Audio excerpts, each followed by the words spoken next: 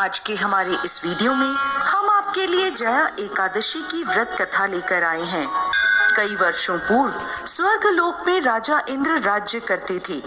उनके लोक में सभी देवगण प्रसन्न थे।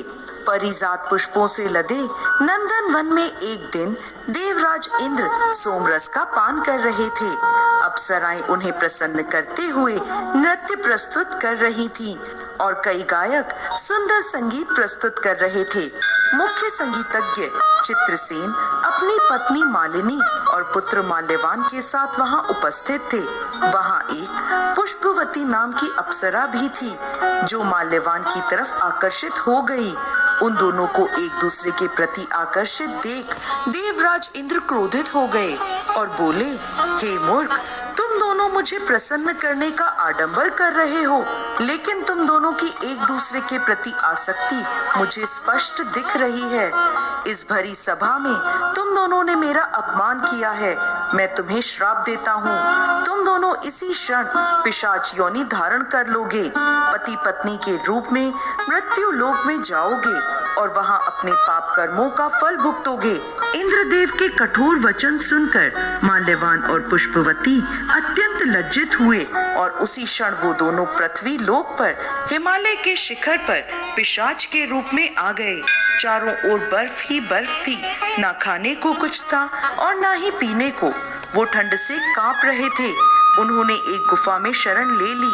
एक दिन माल्यवान ने अपनी पत्नी से कहा, ना जाने हम कौन से पाप कर्मों को भुगत रहे हैं। इस प्रकार दोनों ठंड में गुफा में बैठे रहे। शीत लहरों के कारण उन्हें रात भर नींद नहीं आई और सारी रात जागते रहे। भगवान श्री हरि का ध्यान करते रहे। संयोग से वह दिन जया एकादशी का था। उस दिन कुछ भी न खाने पीने और रात्रि जागरण करने से उन दोनों ने पिशाच का शरीर त्याग दिया और अपना दिव्य शरीर धारण कर लिया। एक दिव्य विमान उन्हें स्वर्ग ले गया। उन्हें देखकर देवराज इंद्र आश्चर्य में पड़ गए और पूछने लगे, तुमने ऐसा कौन सा पुण्य किया है जो तुम्हें मेरे इस श्राप से मुक्ति मिल गई? तब माल्यवान बोला, हे राजन, यह तो भगवान श्रीहरि की कृपा से हुआ है।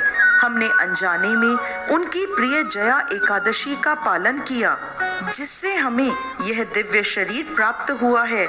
यह सुन इंद्रदेव बोले, श्री हरि की भक्तिमय सेवा से मैं तुम्हें स्वर्ग में पुनः स्थान प्रदान करता हूँ। इसलिए मनुष्यों को इस परम कल्याणकारी जया एकादशी का निष्ठा और श्रद्धा पूर्वक पालन करना चाहिए। इस दिन किया गया उपवास जीवात्मा को वैकुंठ की प्राप्ति करवाता है।